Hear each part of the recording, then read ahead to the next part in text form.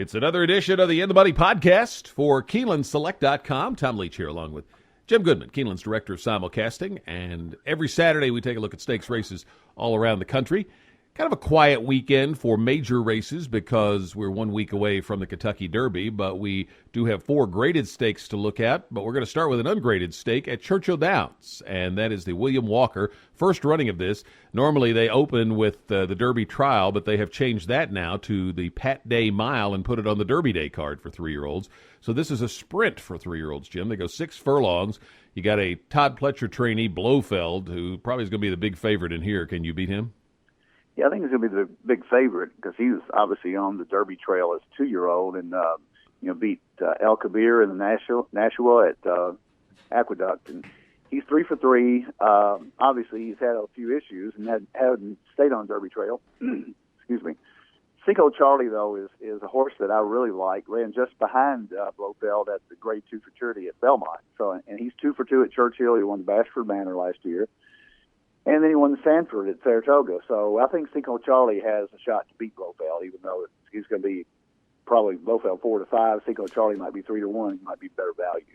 The other horse I like here, Brad Cox and Casting On, are 29%.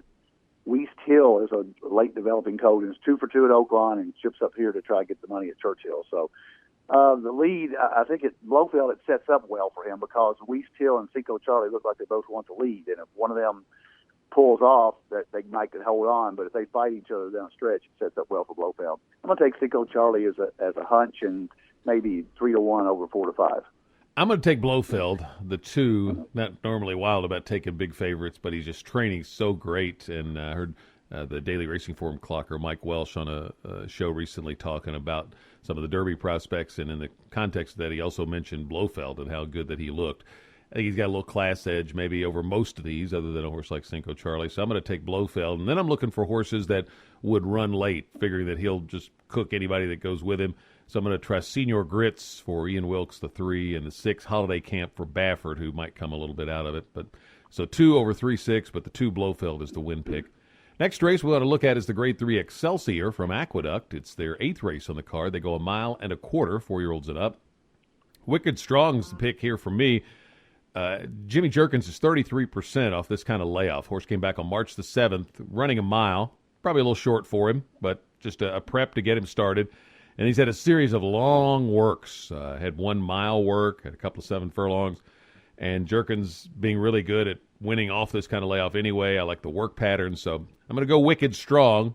I don't think he towers over this bunch, but he is going to get the edge for me. Unless the price would be too low, then I might look for somebody else like his stablemate, F&X, who I think is really improving. But I'm going to go Wicked Strong, use him with F&X, North Slope, and Turco Bravo, so 7 with 2, 4, 8. How about you? I think Wicked Strong does tower over this group. I think when you look at the back class, that these horses haven't run against anything like he has. And that prep race at Gulfstream got him ready for this. And I think he's a single inning multi-leg wagers here. So I think Wicked Strong's a strong favorite here. Turco Bravo is a horse that's developing and has run well at Aqueduct, the last 2 races especially, and got a 104 buyer last time out, beat Cousin Steven, North Slope, a couple of other horses I'll mention in a minute. But so he's beaten a lot of the horses that are in here. Micromanage has also beaten him. But I think that Wicked Strong is a class of the race, and I think it sets up very well for him. 1.25 miles, right in his wheelhouse. So I think Wicked Strong's a good single. Turco Bravo would be my second choice. North Slope and Cousin Steven, the 4 and the 5. They're looking for better trips. Neither one of them got a great trip behind Turco Bravo last time out. So maybe they could turn the pages, and I could use those underneath Wicked Strong and maybe a little better price than Turco Bravo. But Wicked Strong, the 7 horse, is my choice in the Excelsior. Gulfstream, 9th race is the Grade 3 Miami Mile. Not surprisingly, run at a mile on the turf course for 3-year-olds and up. There's a horse in here that I'm going with, Hammer's Terror, the 5. Like to find these horses. Got back class, got down into the claiming ranks, but started to ascend again, and Mike Maker claims this horse, and he's really good off the claim. And I like the bold move of claiming this horse and putting him into a graded stake. And this horse has 4 wins at the 1 mile distance, too. So I'm going to go the 5, Hammer's Terror, and use him with 1, 4, and 6, Middleburg, Chautauque, and Grand Tito. How about you? I like the same horses. A little bit different order. I thought that, and I've got circled Hammer's Terror, Maker's 24% off the claim. I like the last race. Good claim at $50,000, and he does move him right up to the stakes race. So that's a very great angle, and I think Hammer's Terror is a big shot here, and I like Prado the way he's riding right now. The choice in here, though, for me is Grand Tito. Zayas for Delgado is 26%, and Zayas is one of the best riders there. Hopefully he's riding. He had a nasty spill on Wednesday. He got up fine, but I don't know if he's going to be riding his mounts. You might take a look at that this weekend. So I think Grand Tito barely over Hammer's Terror, and I would also use Middleburg, the 1, Lexicano and Clement are 3 for 6 at Gulfstream. It's won 2 in a row. And Shot Tuck, the 4, was a buyer progression of 80, 85, 93. Fits my pattern very well. So those 4 I can make a case for in any multi-leg wagers. Very, very small edge to Grand Tito, the 6. Santa Anita's 8th race is the Grade 3 Last Tycoon, 1.25 miles on the turf for 3-year-olds and up. How do you see this one? This one, you want to say that this race is wide open.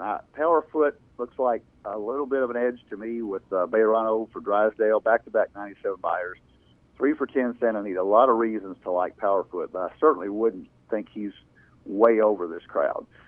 Big John B, the 1 horse for Phil D'Amato. D'Amato has 2 in here. I couldn't choose between the 2 for second spot here, so I'm going to use both of them underneath Powerfoot. The Big John B, Mike Smith, won the Del Mar Handicap Grade 2 at 1 3/8, so the distance shouldn't be a problem, actually cutting back to 1 1/4.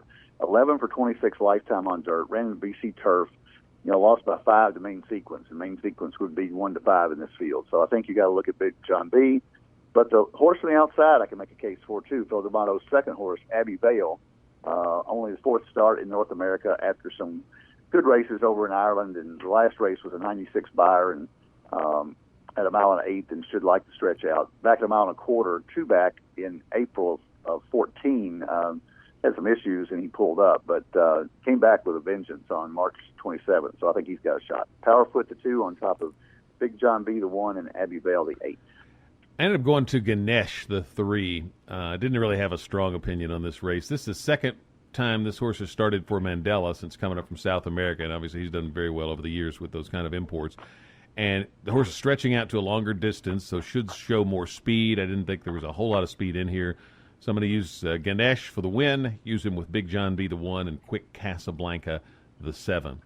Golden Gate has the San Francisco Mile Grade 3 as their 7th race, 1 mile on the turf for 3-year-olds and up. I went to GG Rider. GG Rider's 3 for 4 at Golden Gate, 3 for 5 at the 1 mile distance. One of 3 Hollendorfers in the field. I think this is the best one, the 1 GG Rider. I'm going to use Are You Kidding Me with him. Also the 7 Pepper Crown and the 8 Edge of Reality. Are You Kidding Me? The horse used to be here on the East Coast with Roger Atfield, ran at Keeneland a few times, but is now on the West Coast with Neil Drysdale. But the pick is the 1 GG Rider for me in the San Francisco Mile. How about you? I went with Edge of Reality, the 8 horse for Graham Motion. It's been run against much better, including Finnegan's Wake, Blue Bosch, and Big Blue Kit. So multiple Grade 2s competing in Grade 2s at Santa Anita, so this is basically a step down.